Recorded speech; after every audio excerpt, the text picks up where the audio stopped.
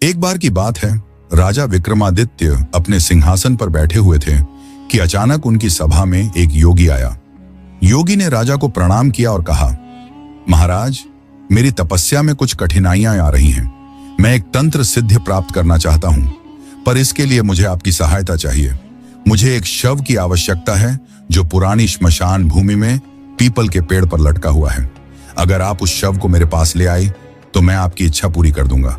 राजा विक्रमादित्य निडर और न्यायप्रिय थे। उन्होंने योगी की बात मानी और उस शव को लाने का संकल्प लिया। अंधेरी रात में अकेले श्मशान की ओर चल पड़े। घनी रात थी, चारों ओर सन्नाटा पसरा हुआ था और अजीब सी ठंडी हवा बह रही थी। आखिरकार राजा ने पेड़ पर लटके हुए शव को देखा। उन्होंने शव को रस्सी से बांधा और अपने कंधे पर डाल लिया, परंतु जैसे ही शव को उन्होंने उठाया, वह हंसने लगा। राजा को समझ में आया कि यह कोई साधारण शव नहीं है, बल्कि इसमें एक प्रेत बेताल है। बेताल ने अपनी गूढ़ हंसी के साथ कहा, हे राजा, मुझे ले जाना आसान नहीं। यदि तुम मुझे ले जाना चाहते हो तो तुम्हें मेरी पहेली का उत्तर देना होगा। अगर तुम उत्तर दोगे तो मैं फिर से पेड़ पर लौट जाऊंगा, और यदि तुम उत्तर नहीं दे सके तो मैं तुम्हारे साथ चलूंगा। राजा ने चुनौती स्वीकार की। बेताल ने अपनी पहली कहानी आरंभ की। एक राज्य में एक राजा था जिसका राज्य बहुत ही समृद्ध था। उसके 3 बेटे थे जो एक दूसरे से बहुत प्यार करते थे।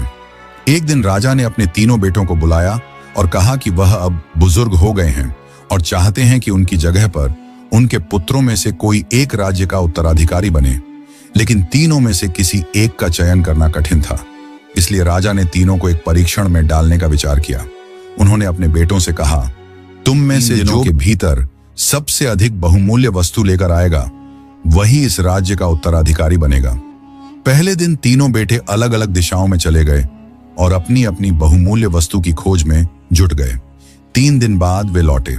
पहला बेटा एक बहुत ही बेशकीमती हीरा लेकर आया जो बहुत दुर्लभ था और चमक में अद्वितीय था। दूसरा बेटा एक विशेष औषधि लाया जिसे पीने से वृद्ध भी जवान हो जाते थे। तीसरा बेटा एक साधारण सा आईना लेकर आया, लेकिन वह आईना जादुई था। उसमें देखने पर किसी को भी उसका सच्चा रूप दिखाई देता था, चाहे वह कितना ही छुपा क्यों ना हो। राजा ने तीनों की वस्तुओं को देखा और सोच में पड़ गए। तीनों वस्तुएं अद्वितीय थीं, लेकिन कौन सी वस्तु सबसे अधिक मूल्यवान थी? अब तुम बताओ विक्रम, किस वस्तु को राजा ने सबसे अधिक मूल्यवान माना होगा और क्यों? राजा विक्रमादित्य ने सोचा और फिर उत्तर दिया, हे बेताल, राजा ने तीसरे बेटे के आईने को सबसे अधिक मूल्यवान माना होगा, क्योंकि एक राजा के लिए सच्चाई और सत्य सबसे बड़ा मूल्य होता है। एक ऐसा आईना जो सच्चाई को दर्शा सके, वही एक राजा को सही निर्णय लेने में मदद कर सकता है। यही एक सच्चे राजा का गुण होता है।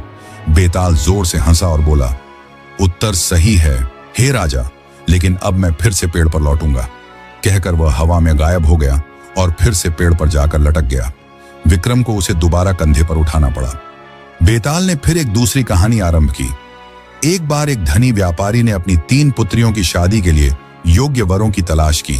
उसने एक बड़ी सभा का आयोजन किया और सभी युवकों को बुलाया।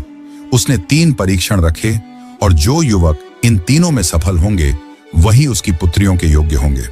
परीक्षण अजीब थे। पहला परीक्षण था धैर्य, दूसरा था बुद्धिमानी और तीसरा था सत्य की पहचान। तीनों परीक्षण पूरे हुए और 3 युवक सफल हुए। व्यापारी अब समझ नहीं पा रहा था कि इनमें से कौन किसकी शादी के योग्य है। तब उसने सोचा कि तीनों को एक अंतिम परीक्षा में डाल दें। तीनों युवकों को एक एक तलवार दी गई और एक कमरे में बंद कर दिया गया, जहां एक रहस्यमय दर्पण रखा था। जो युवक अपने आप को वास्तविक रूप में पहचानेगा, वही सच्चा योगी और उपयुक्त वर माना जाएगा। पहला युवक अपनी सुंदरता में खो गया, दूसरा अपनी बुद्धिमानी का घमंड करने लगा, लेकिन तीसरा युवक जब दर्पण में देखा तो उसने अपने दोष देखे और उन पर ध्यान केंद्रित किया। अब तुम बताओ विक्रम, कौन सा युवक सही पति माना गया और क्यों? राजा ने उत्तर दिया, हे बेताल, तीसरा युवक सबसे सही पति साबित हुआ। उसने अपने दोषों को पहचाना और यही सच्चे इंसान का गुण होता है। ऐसा व्यक्ति अपने परिवार को सच्चाई और अच्छाई के साथ रख सकता है। बेताल ने फिर से जोर से ठहाका लगाया और कहा, सही उत्तर, लेकिन मैं तो लौटने वाला हूं। और इसी तरह से हर रात बेताल विक्रम को नई कहानियां सुनाता रहा। राजा विक्रम ने हर बार समझदारी से उत्तर दिया। अंत में जब सभी कहानियां समाप्त हो गईं, तो बेताल ने विक्रम की बुद्धिमानी, धैर्य